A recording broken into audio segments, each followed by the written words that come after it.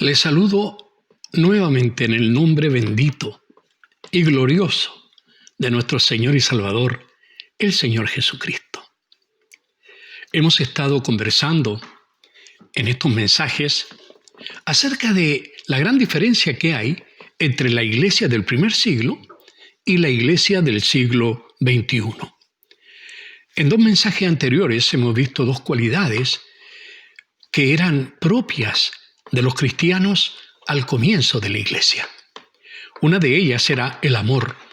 El Señor había dicho: en esto conocerán todos que sois mis discípulos, si tuvierais amor el uno por el otro. Y la iglesia en un comienzo lo demostró plenamente. Otra característica es el Evangelio. En el segundo mensaje estuvimos hablando de cómo en menos de 50 años la iglesia, que empezó con 12 personas, luego con unas 300 y 500, de pronto empieza a copar todo el imperio romano. Por el entusiasmo, por la fe activa de estos varones y mujeres que estaban dispuestos a predicar de Cristo. Damos gracias al Señor, porque ese tesón, ese esfuerzo, permitió que la idea del cristianismo, la doctrina del cristianismo, la verdad del cristianismo llegara hasta nuestros días. Y es por esa causa que hoy día nosotros, que vivimos tan acá de la historia, hoy día nosotros también podemos adorar al mismo Señor Jesús. Nosotros también podemos poner nuestra confianza de salvación y de perdón de pecados en Él, refugiarnos en Él, identificarnos con Él como Él se identificó con nosotros. Hermanos amados, en el día de hoy vamos a tocar uno de los aspectos que conseguía grandes logros a la iglesia. Me estoy refiriendo a la oración. La Biblia dice: la oración eficaz del justo puede mucho. La Biblia dice que hay que pedir y Dios va a responder. Ahora bien, en el Nuevo Testamento, en el mensaje que traía Jesús y que está dentro, incluido en el Evangelio, en la Buena Nueva, está esta especial comunión que los hombres pueden tener ahora con Dios por causa de la oración. De hecho, el nacimiento de la iglesia cristiana fue probablemente, casi lo puedo asegurar, en un culto de oración. ¿Por qué digo esto? Porque el Señor le había dicho a los discípulos, cuando estaba por irse, como vimos anteriormente, en su ascensión, el Señor les había dado un mensaje a la iglesia. Le dijo: pero recibiréis poder cuando haya venido sobre vosotros el Espíritu Santo, y me seréis testigos en Jerusalén, en toda Judea, en Samaria y hasta lo último de la tierra. Los discípulos se quedaron esperando el momento en que el Señor cumpliría su promesa. Y no hay duda para la mayoría de los historiadores que la iglesia, en ese lapso de 10 días entre la ascensión de Cristo y el día de Pentecostés, que se celebraba 50 días después de la Pascua, por eso se llamaba Pentecostés, que tiene que ver con 50. Ahora, la iglesia se reunía y oraba, esperando que se cumpliera la promesa hecha por el Señor, sin lugar a duda. Veamos algo acerca de la oración, la vida de oración en esta iglesia del primer siglo, en esta iglesia primitiva. Oremos. Padre, guíanos conforme a tu propósito, conforme a tu palabra. No nos permitas desviarnos. Señor, queremos ir a este punto. Queremos que nos amonestes, que nos hables, que nos toques el corazón. Señor, en la responsabilidad que hoy día hemos heredado de ser los hombres y mujeres de oración que este mundo necesita. Te agradezco, Señor, por esta oportunidad de compartir tu santa palabra. Bendícela y que no solamente la oigamos, sino que seamos hacedores de ella. Te lo ruego en el nombre precioso de Jesús. Amén. Amén. Gracias. Amén, Señor. Es interesante que dentro del ministerio de Jesús le llamó a los discípulos mucho la atención la forma que tenía Jesús de comunicarse con el Padre. Jesús se apartaba y oraba. Y esto fue tan evidente y era tan notorio lo que esto producía en la vida de Jesús mismo, que en un momento dado, según nos relata Lucas, que es el mismo autor del libro de Hechos, Lucas nos dice en el capítulo 11, en el versículo 1, dice: aconteció que estaba Jesús orando en un lugar, y cuando terminó, uno de sus discípulos le dijo: Señor, enséñanos a orar, como también Juan enseñó a sus discípulos. Enséñanos a orar. Y el Señor les va a mostrar lo negativo y lo positivo en relación a la oración. Y usted va a decir, ¿cómo puede haber algo negativo en la oración? Sí lo hay. Cuando usted ora para ser visto de los hombres. Hay que tener mucho cuidado con este tema porque es un tema delicadísimo y es primordial para nuestra salud espiritual. El Señor Jesús advirtió a los discípulos cuando les pidió que lo acompañaran a orar en el Getsemaní y ellos se quedaron dormidos. El Señor los reconvino suavemente, pero los reconvino y les dijo: velad y orad para que no entréis en tentación. A veces, hermanos, nosotros estamos desprotegidos porque no velamos y no oramos. Bueno, el Señor, una de las primeras cosas que recomienda es velar y orar. Quiero que tengamos una breve lectura bíblica que tiene que ver con el tema de hoy también. En el libro de Hechos, en el capítulo 1, habíamos visto anteriormente hasta el momento en que Jesús fue levantado y unos varones galileos estaban ahí, unos varones con vestidura blanca, le dijeron: varones galileos, ¿qué hacéis mirando el cielo? Este mismo Jesús que ha sido tomado de vosotros al cielo, así vendrá como le habéis visto ir al cielo. En el fondo, le estaba diciendo: ya pues, hay que hacer lo que él dijo. No se queden ahí embobados mirando y recordando.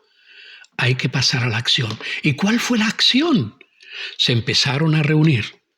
Y esto es lo que vamos a leer en la palabra. Hechos 1, versículo 12 hasta el 14 solamente. Dice: entonces volvieron, después de esto, volvieron a Jerusalén desde el monte que se llama del Olivar, el cual está cerca de Jerusalén, camino de un día de reposo.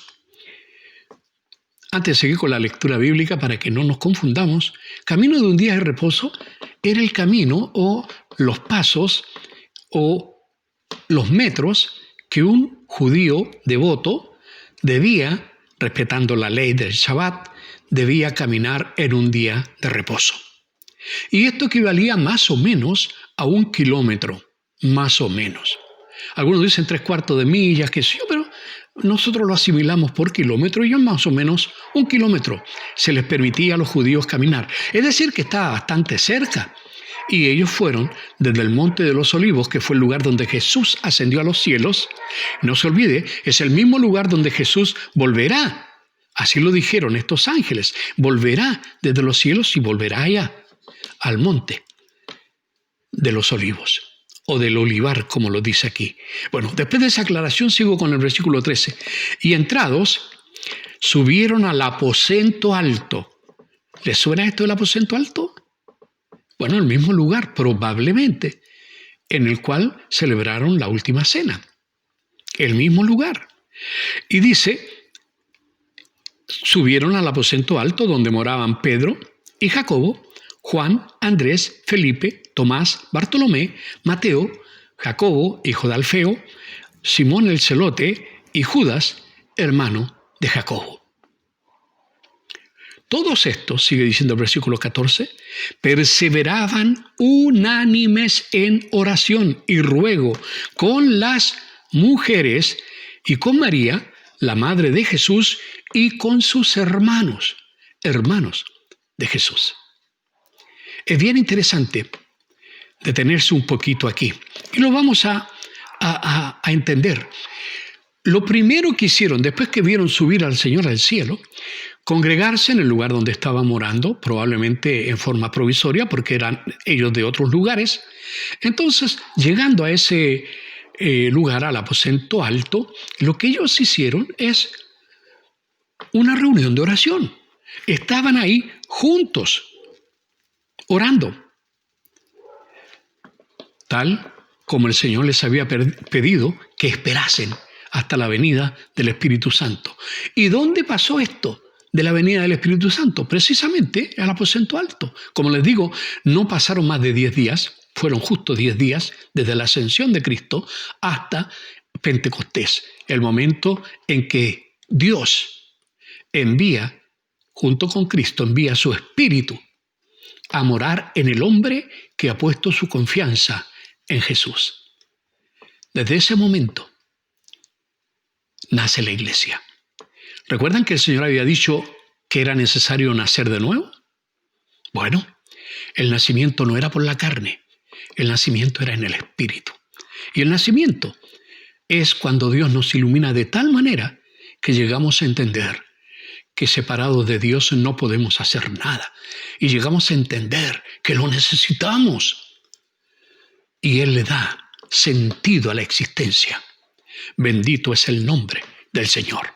Entonces, para empezar con esto, la iglesia quería aprender a orar. El Señor Jesús le enseñó. ¿Cómo? Al principio, a los discípulos, cuando le preguntaron, enséñanos a orar, Él les dijo, ustedes van a orar así. Padre nuestro que estás en los cielos, santificado sea tu nombre.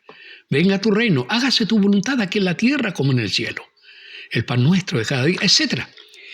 Muchas personas en el día de hoy, en vez de fijarse que es una clase didáctica la que el Señor les da a los discípulos de la forma de orar, toman el modelo y lo copian íntegramente. Y hermano, eso no es conversar con Dios. Eso es repetir y repetir, y el Señor después lo advierte. El Señor no quiere que repitamos como mantras, como rezos, lo que Él quiere que sea una oración. Una oración es conversar libremente con el Padre, porque somos sus hijos. Esa es la gracia que tiene el caminar con el Señor. La clave entonces de la iglesia primitiva fue la oración en grupo, en primer lugar, la oración en grupo. Hechos 1:14, que acabamos o terminamos de leer, dice, todos estos, ¿quiénes eran todos estos? Pongamos atención a este versículo. Todos estos, Pedro, Jacobo, Juan, Andrés, Felipe, Tomás, Bartolomé, Mateo, Jacobo, hijo de Alfeo, Simón, el celote, y Judas, hermano de Jacobo. Todos estos con las mujeres y con María, la madre de Jesús, y con sus hermanos. ¿Qué hacían todos estos? No eran solamente los apóstoles, había muchos más. Aquí se nos da hasta a conocer que había mujeres. Las mujeres siempre han sido fieles en la oración. Generalmente en la mayoría de las iglesias, quienes son más fieles para asistir a los cultos de oración son las mujeres. Lo debo reconocer, en mi propia iglesia muchas veces ha sido así. Ellos perseveraban, y perseverar es persistir, perseverar es seguir dándole a lo mismo, es hacer algo con fervor, repetidamente o las veces que sea necesario. La oración de la iglesia primitiva era una oración ferviente, era una oración que resistía pruebas, era una oración persistente que se destaca muy claro en el libro de los Hechos, que es lo que donde nosotros podemos ver la forma que tenía esta iglesia en sus comienzos. Aquí la oración constituye una respuesta obediente al mandato de Jesús de esperar en Jerusalén la venida del Espíritu Santo. No se les ocurrió nada mejor. Ellos no salieron a predicar porque se les dijo que tienen que esperar que venga ese poder. Tienen que esperar el nacer de nuevo de esa manera. Tienen que esperar. Y ellos fueron obedientes. Y como no podían salir, ¿qué es lo que hicieron? Oraban, oraban, oraban. Hoy día hay muchos que no pueden salir porque no nos podemos congregar y qué sé yo. Estamos haciendo esto, orando, orando, orando. Hermano, cuánta falta nos hace la oración. Sigamos avanzando. Otra palabra que llama la atención de este versículo 14, estaban unánimes. Unánime significa de un solo ánimo y un ánimo significa de una sola alma. Es decir, para el pueblo de Israel el alma constituía el corazón, el cerebro, los sentimientos, todo junto, era el yo, o como nosotros podríamos decir, la personalidad. Eso era el alma, más que eso, donde estaba el sentido del ser. Ellos estaban juntos, unidos. Y es interesante que los líderes de la iglesia en el comienzo daban el ejemplo. En una ocasión me sucedió algo muy triste. En otro lugar, acudí a una iglesia y había reunión de oración. Estaban varios hermanos, pero no estaba el pastor, no estaban los ancianos. Estaban los hermanos nomás, al que le correspondía dirigir el culto y eso sería. Y pregunté, ¿y qué pasó con el pastor y con los líderes de la iglesia? No vienen. ¡Wow! Hermano, los discípulos, los apóstoles, dieron el ejemplo de oración. Los demás los seguían porque ellos estaban dando el ejemplo. No eran como el capitán Araya que decimos a veces nosotros, que lo embarca a todos y él se queda en la playa. No. Esta iglesia primitiva tenía esta gracia. Los líderes eran los primeros en llevar adelante en la oración. En la iglesia primitiva parece ser que los líderes tenían la costumbre de reunirse a orar. Si uno va al libro de Hechos, que estamos aquí mismo, en el capítulo 2, en el versículo 42, uno se da cuenta que ellos estaban unidos y estaban en armonía unos con otros y con Dios. Relación horizontal y relación vertical. Bien con los demás y bien con el Señor. Y así debe ser siempre. ¿Qué dice este versículo? Dice, y perseveraban en la doctrina de los apóstoles, en la comunión unos con otros, en el partimiento del pan y en las oraciones. Vamos a detenernos un poco aquí porque esto es muy interesante lo que nos está diciendo. Había la misma palabra, se introduce aquí de nuevo, perseveraban. Pero ahora le está agregando, perseveraban en la doctrina de los apóstoles, es decir, perseveraban en la doctrina, perseveraban en la palabra. En eso perseveraban. ¿En qué más perseveraban? En la comunión unos con otros. Llega a advertir en el libro de Hebreos después, no dejando de congregarse como algunos tienen por costumbre. Usted va a decir, pero es que ahora no nos podemos congregar. Sí nos congregamos, cuando nos juntamos a orar, nos congregamos, también estamos reunidos. Cada uno está en el living del otro y nos estamos viendo y estamos estrechando esta unanimidad, esto de ser un solo cuerpo, porque lo somos en Cristo, y también una sola alma, un solo espíritu en el Señor. Eso es lo que dice. Perseveraban en la doctrina, sea la palabra, en la comunión unos con otros, hermoso, en el partimiento del pan, es decir, compartir, anunciar al mundo lo que Cristo había hecho, entregando su vida y derramando su sangre para darnos salvación. Y perseveraban también en las oraciones. Es interesante. Para mí me llama la atención. No era algo fortuito. Parece ser que era una forma de vida, una conducta de vida. La unanimidad, como usted puede ver, era espiritual y era también a la vez práctica. No solamente una cuestión teológica, solamente la doctrina, sino que también vemos que compartían sus vidas, compartían el pan y compartían las oraciones. Esas eran buenas relaciones. Una iglesia que hace eso va a tener buenas relaciones entre los distintos hermanos. ¿Por qué? Porque no estaban confiando en los líderes, no estaban confiando en los hombres, no estaban confiando en el poder de la iglesia, estaban confiando totalmente en Dios. Y eso es lo que falta. Lo que está detrás de la oración se llama fe. Y tenían fe para Primero, hablar la palabra de Dios. Para eso oraban. Señor, queremos predicar. ¿Cuántos de ustedes oran pidiéndole al Señor que le dé fuerza, energía, poder para compartir el Evangelio? A la primera vez que nos miran mal, nos arratonamos, discúlpeme la expresión. A la primera vez que nos cierran una puerta, no golpeamos más. Hermanos, cuando se burlan de nosotros, nos dolió tanto y nunca más. A esta iglesia la persiguieron. Sus miembros eran muertos. Al mismo Jesús lo escupieron, lo laceraron, lo castigaron. Amados, ¿y nosotros qué queremos? Como ya dijimos anteriormente en un mensaje,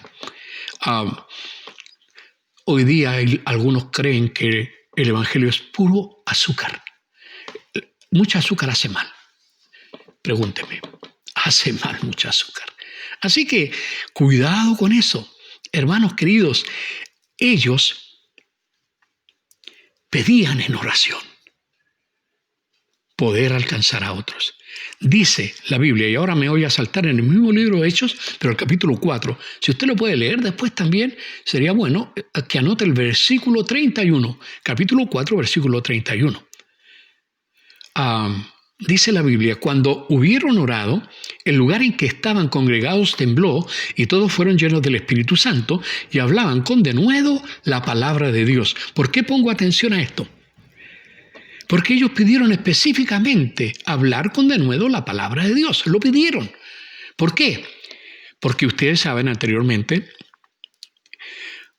Pedro y Juan sanaron, en realidad fue Dios en la persona de su hijo, quien sanó a un cojo de nacimiento, que se ponía a pedir limosna en una de las puertas del templo. Esa puerta se llamaba La Hermosa, porque era muy linda, y ahí se paraba este hombre, y Pedro y Juan dijeron, mira, no tenemos plata ni oro, pero lo que tengo te doy. Y lo tomaron y dijeron, levántate en el nombre de Jesús, y ese hombre caminó. Ese hombre se levantó, y eso fue tan notorio que Pedro aprovechó de predicar el Evangelio. Al ratito llegaron los alguaciles y tomaron a Pedro y a Juan, y el Sanedrín se juntó, y los sumos sacerdotes y los sacerdotes en general, los levitas, tomaron a Pedro y a Juan y les advirtieron que no hablasen más en el nombre de Jesús. No pueden predicar. Prohibido predicar. Hermano, esta iglesia tenía prohibido. Los hermanos al principio, recuerden que la iglesia son las personas, tenían prohibido predicar de Cristo. ¿Pero qué es lo que hicieron? Ellos entonces oraron. Y cuando hubieron orado, Dios no les dijo, sí, entiendo, la situación está difícil, sean prudentes, no les vaya a pasar nada, cuídense, chiquillos. No, Señor, el Señor no hizo eso. El Señor había dicho que iban a tener poder y les refuerza en el poder. Ahora ya no los bautiza en el Espíritu Santo, sino que los llena. Y hermano, ese privilegio lo tiene cada creyente.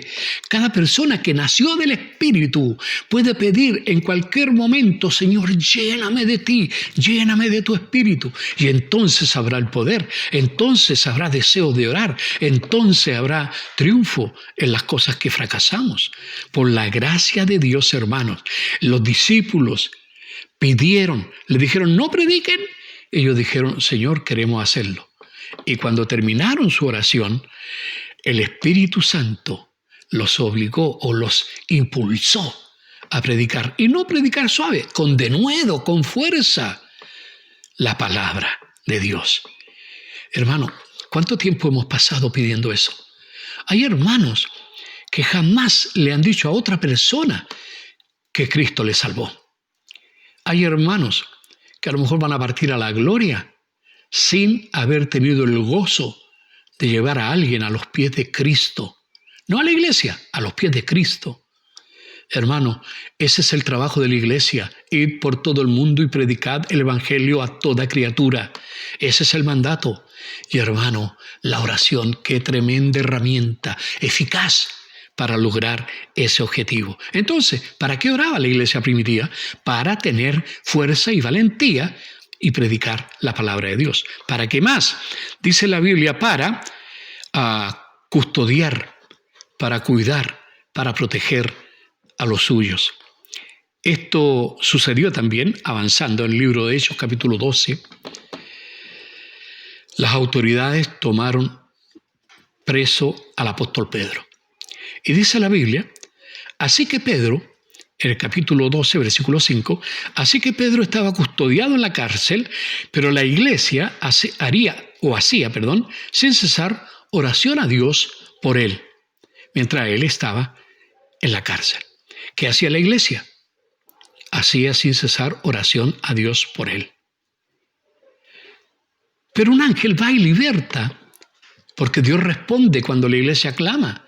Dios respondió, y de forma sobrenatural, como hoy día también lo hace, despejó el camino, vino un ángel y le dijo, para afuera, y Pedro creyó que estaba soñando, una visión, y de pronto se da cuenta que está en la calle, que no estaba en la cárcel, y lo primero que se le ocurrió, ir al lugar donde se reunía la iglesia. Y llegó a casa de María, la madre de Juan, el que tenía por sobrenombre Marcos. No es Juan el evangelista, no es Juan el apóstol, es Juan Marcos. A esa casa llegaron, que probablemente es la misma casa del aposento alto, donde muchos estaban reunidos orando. ¿Por quién oraban? Por Pedro. ¿Y qué pedían? Señor, libéralo, Señor, sálvalo, Señor, mañana lo van a matar, Señor, haz algo. Bueno, el Señor hizo algo. Hermano, no nos asombremos. Dios escucha la oración. Dios responde la oración. Todas. A veces dice sí. Ok, vamos. Otras veces dice aún no. Y otras veces dice definitivamente no me pidas eso. Debemos tener la sensibilidad espiritual para entender las respuestas del Señor también. Y no es difícil si somos gente de oración.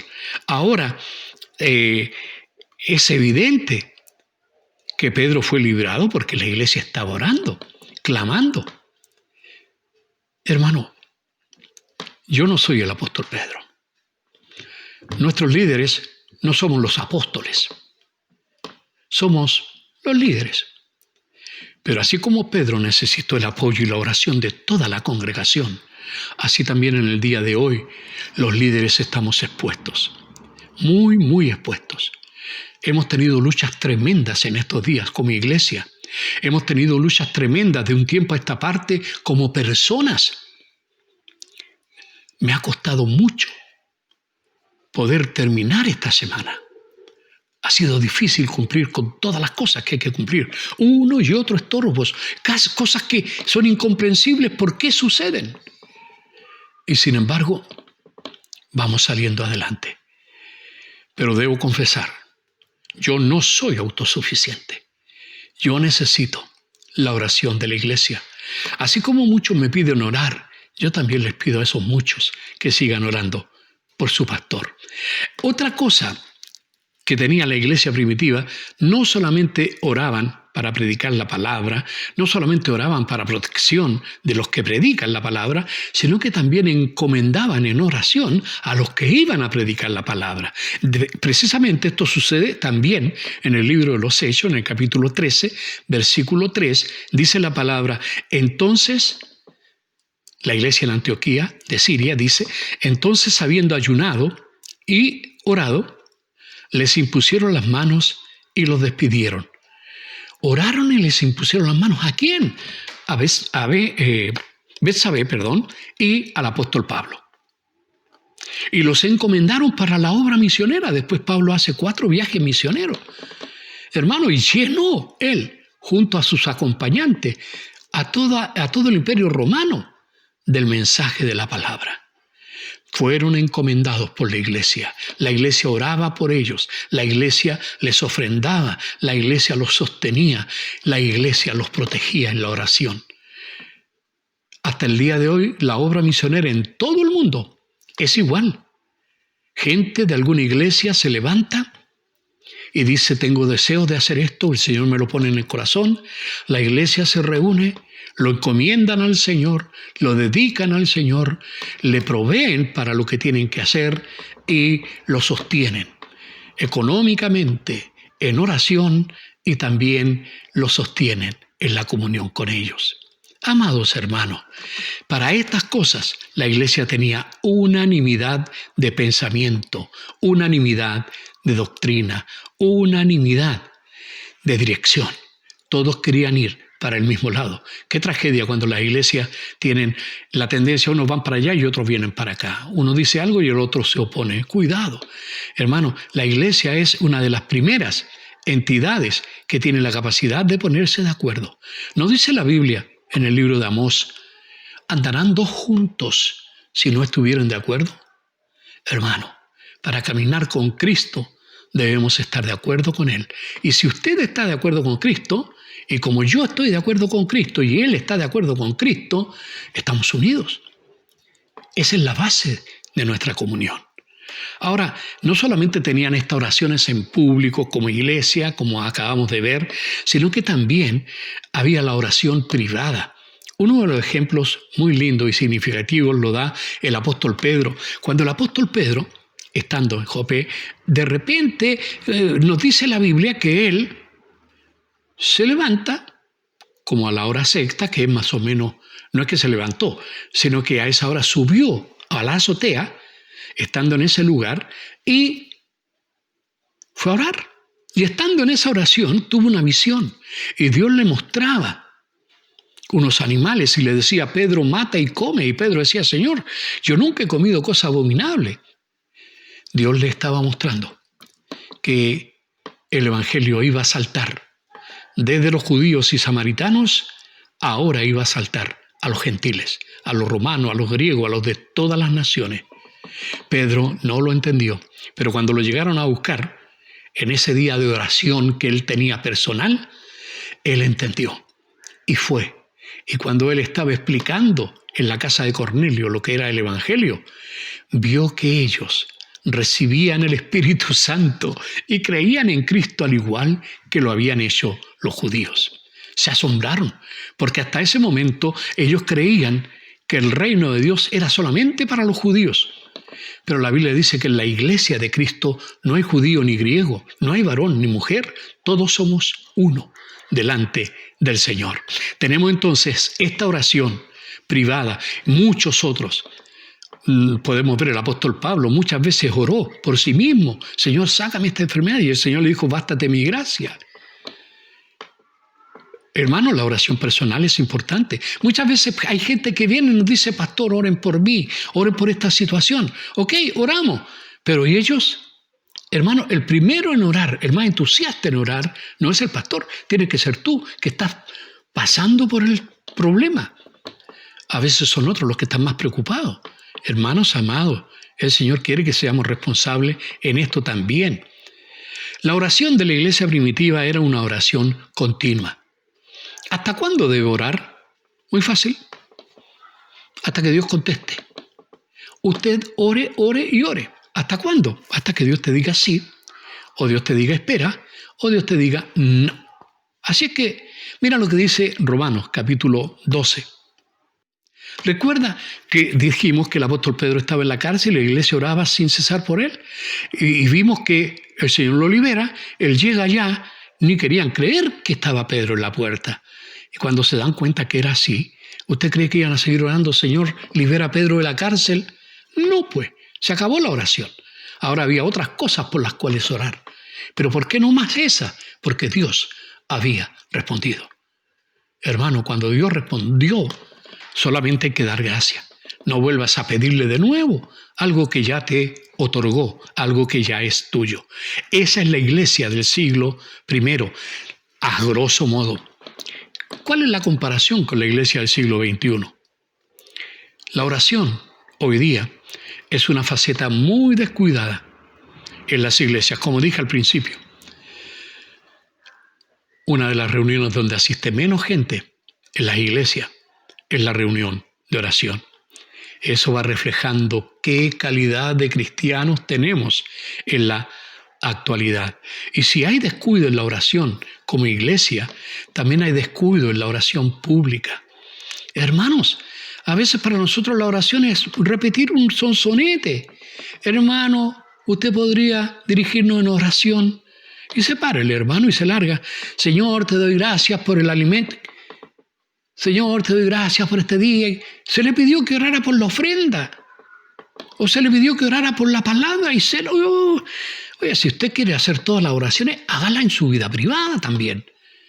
Pero aquí, si te piden algo específico, sea consciente de lo que se le está pidiendo.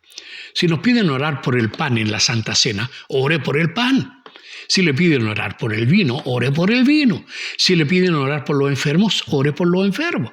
No empiece a sacar cosas que no corresponden. Ya llegará el momento de eso. Hermanos queridos, cuidado con la oración pública. Debemos tener cuidado y estar con el corazón dispuesto.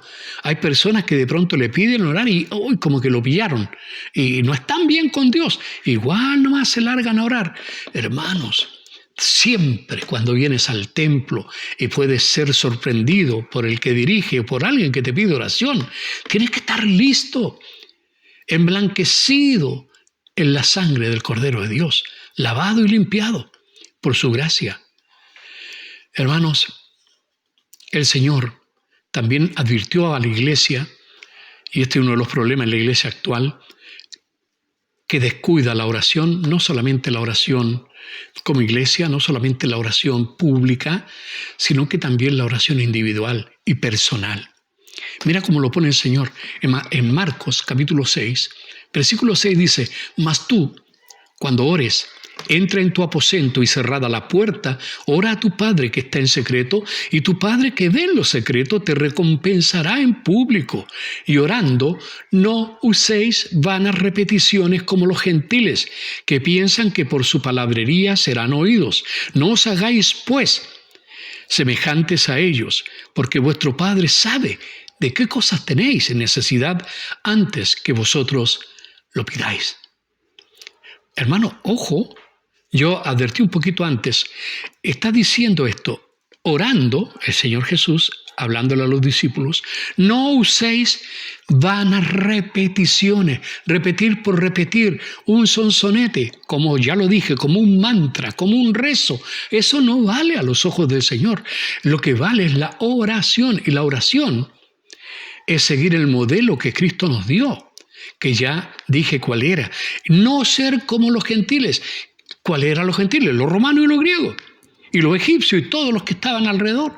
Todos ellos eran los gentiles. ¿Y ellos qué hacían? Ellos clamaban a sus dioses. Ellos usaban incienso. Ellos les daban homenajes.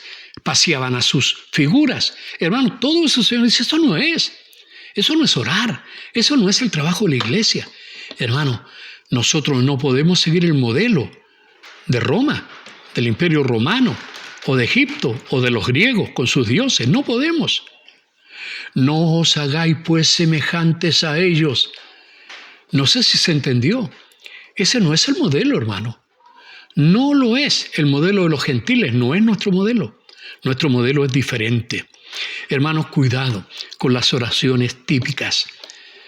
Porque también hay una advertencia de Jesús en Mateo capítulo 6, versículo 5, y dice: y cuando ores, diciéndole a los discípulos, no seas como los hipócritas, porque ellos aman el orar en pie en las sinagogas y en las esquinas de las calles para ser vistos de los hombres. De cierto os digo que ya tienen su recompensa. ¿Qué quieren? ¿Quieren que en la esquina la gente los vea como claman a Dios? Como hacen hermosas oraciones. ¡Ay, qué lindo que oran! Y dicen, mira qué santo ese hombre. ¿Eso es lo que quieren? Bueno, tienen su recompensa. Los hombres piensan así, pero Dios no. Dios no escucha esas oraciones. Usted conoce la historia del publicano y el fariseo. El publicano clamaba, sé propicio a mí pecador, ni siquiera levantaba la vista, pero antes el fariseo se ufanaba y decía, Señor, te doy gracia, que no soy como los demás. No soy como este publicano que está ahí.